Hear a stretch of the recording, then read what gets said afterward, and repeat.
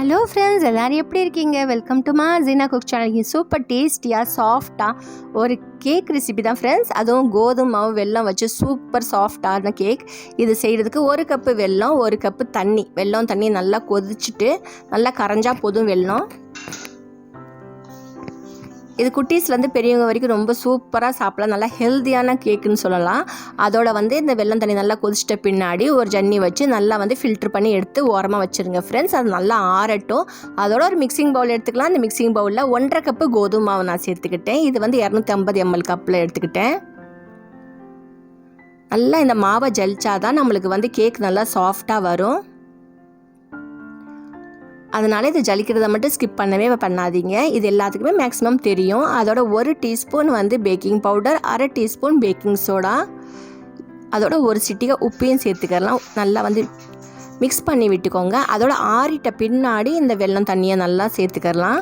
சேர்த்துட்டு நல்லா ஒரு கலந்துடலாம். இது மாதிரி விஸ்க் வச்சு வாங்கி வச்சுக்கிட்டிங்கன்னா ஈஸியாக இருக்கும் கலக்கிறதுக்கு. அதோட கலந்துட்ட பின்னாடி இப்போ மாவு நம்மளுக்கு திக்காக இருக்கு இல்லையா பேட்ரு, அதோட இப்போ ரீஃபைண்ட் ஆயில், எந்த வாசனை இல்லாத எண்ணெய் ரீஃபைண்ட் ஆயில் எடுத்துக்கலாம். அது ஒரு 1/4 கப் ரீஃபைண்ட் ஆயில், அதோட வெண்ணிலா எசன்ஸ் சேர்த்துக்கலாம். ஒரு 1/2 டீஸ்பூன் வெண்ணிலா எசன்ஸ், அதோட 1/4 கப்பு பால். அப்படி பால் இல்லாத பட்சத்தில் தண்ணி கூட சேர்த்துக்கலாம் ஃப்ரெண்ட்ஸ். இப்போ இது நல்லா கலந்து விட்டுக்கோங்க.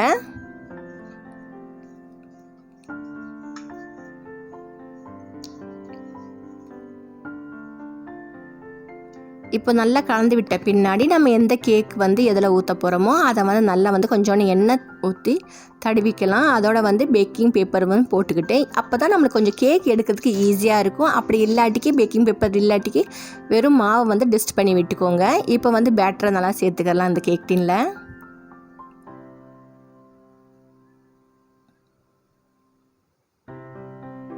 இது ரொம்ப ஹெல்த்தியான கேக். ஸோ கண்டிப்பாக ட்ரை பண்ணுங்கள் ஃப்ரெண்ட்ஸ்.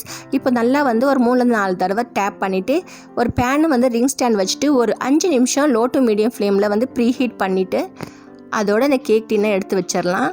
இப்போ நான் இன்றைக்கி இதுக்கு மேலே கார்னிஷ்க்கு டூட்டி ஃப்ரூட்டி சேர்க்குறேன். ஒரு 10 நிமிஷம் கழிச்சுட்டு டூட்டி ஃப்ரூட்டி சேர்த்தோம்னா கரெக்டாக கேக் உள்ளக போகாமல் இது மேலாக நல்லா அழகாக டூட்டி ஃப்ரூட்டி தெரியும். அதனால தான் இது மாதிரி சேர்த்துக்கிட்டேன்.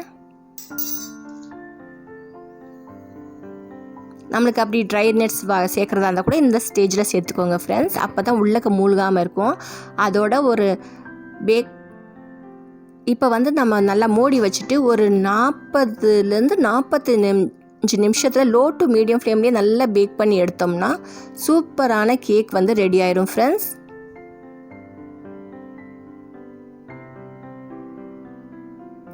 இது நல்லா ஆறிட்ட பின்னாடி கேக்கை நம்ம திருப்பினோம்னா அழகாக வந்துடும்.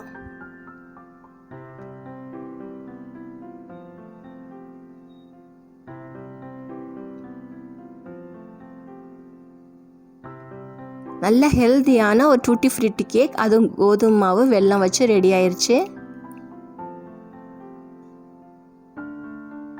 இந்த கேக்குக்கு நம்ம முட்டை தயிர் எதுவுமே சேர்க்காதனால ரொம்ப ஈஸியாக செஞ்சிடலாம்.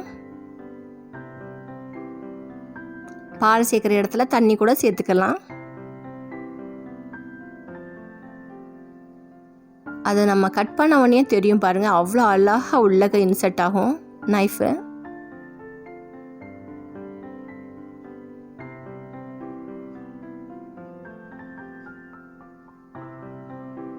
ஓகே ஃப்ரெண்ட்ஸ், நீங்களும் இதே மாதிரி ட்ரை பண்ணுங்கள். வீட்டில் உள்ளவங்க எல்லாத்துக்கும் செஞ்சு கொடுத்து அசத்துங்க. தேங்க்ஸ் ஃபார் வாட்சிங் and take care. Tata, bye bye.